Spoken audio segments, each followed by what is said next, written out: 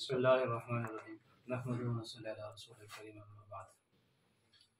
یہاں پر آج جس سلسلے میں ہمیں بلایا گیا تھا، اطلاع دی گئی تھی، تو وہ تھا ہوائی فائرنگ۔ خصوصاً ہمارے اس علاقے میں عام طور پر یہ ترتیب چلتی ہے کہ جب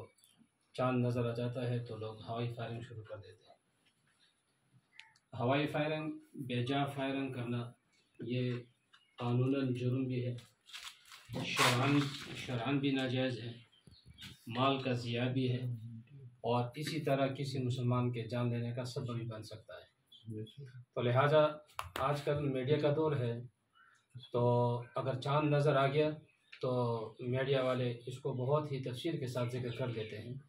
تو لہٰذا وہ ہوائی فائرنگ وغیرہ کی ضرورت بھی نہیں رہی۔ تو میڈیا کے ہوتے ہوئے ہم ان چیزوں سے اپنے آپ کو بچانا چاہیے، اور خصوصاً جو ہمارے علماء اکرام ہیں، میں ان سے درخواست بھی کروں گا، اطلاع بھی دوں گا کہ جمعے کے خطبے میں وہ عوام میں یہ آگاہی پھیلا دے اور یہ خبر دے دیں ان کو کہ اپنے اپنے علاقوں میں لوگوں کو ہوائی فائرنگ سے منع کر دیں۔ لیکن دوسری طرف پہ اگر مثال کے طور پر ہمارا قانون ہے، پولیس ڈپارٹمنٹ میں ہے، انتظامیہ ہے، تو ان کے ہاں بھی قانون بھی ہے، ان کے پاس ڈنڈا بھی ہے، اور ان کے پاس اختیارات بھی ہیں۔ اگر ایک جگہ پہ اس طرح ہوائی فائرنگ ہو جائے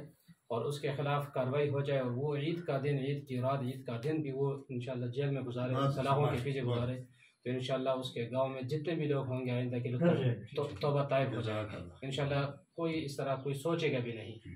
لیکن اگر ہم لوگ اسی طرح ایک دوسرے کی سفارش کریں اور ایک دوسرے کے وہ طرفداری کریں تو پھر شاید کہ ہم اپنے عزائم میں، ارادوں میں کامیاب نہ ہو سکے۔ تو اللہ تعالیٰ سے دعا بھی ہے کہ اللہ تعالیٰ ہمارے ہاتھوں سے، ہمارے زبانوں سے وہ کام کروائے جو عوام کے لیے اور غریبوں کے لیے، امیروں کے لیے، ہر ایک کے لیے فائدہ کا باعث بنے۔ وآخر دعوانا